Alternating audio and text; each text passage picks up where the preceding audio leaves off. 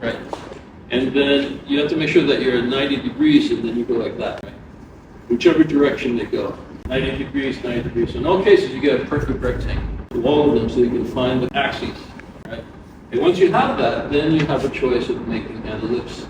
And the ellipse is always like this, perpendicular. And the ones that you make, it's going to be the same ellipse on either end, except that in one section you're going to emphasize one more, and in the other you're going to emphasize just one end of the ellipse more. See, one of the things that happens, see how I'm holding it now? It's easier for me to make it this way than if I have it back here. So I'm holding it close, so when I'm doing it, my fingers are actually touching the paper.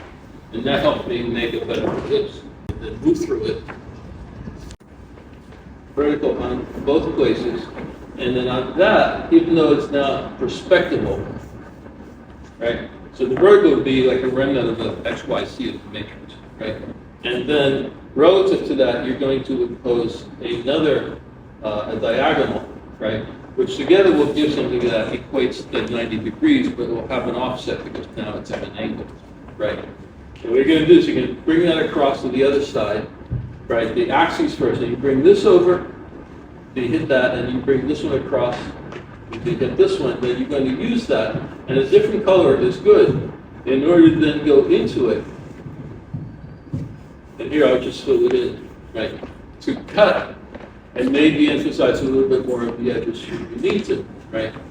And in this case, I need to, because my formerly dark edge now is no longer there, so I have to get a little darker with some of the places so I get more like concrete lines in terms of what happens. And then you do the same thing over here. And it could be longer than they actually need to be, but then you see this, and then you see that, and then you see this one, and then you see that one, so you're back to the matrix, right? Except that they could be in any position within that matrix. And then you bring one across, and you stay parallel to the center or to the edge, and then they should give you the contact point where you can make your three-quarter cut, right? And you can go like this too, right? But you don't need to make a ton of them, right?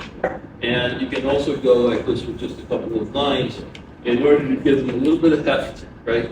You can get a little bit darker there, or you can get a little bit darker here, then darker, then darker, then darker, then this edge. Try to feel this edge as going through and under and behind, so it doesn't just hit and stop. Because they're parallel to each other, which these two don't. And one of the things you can do in some of those places is draw a triangle, which we did earlier when we were working the first time on it, and then draw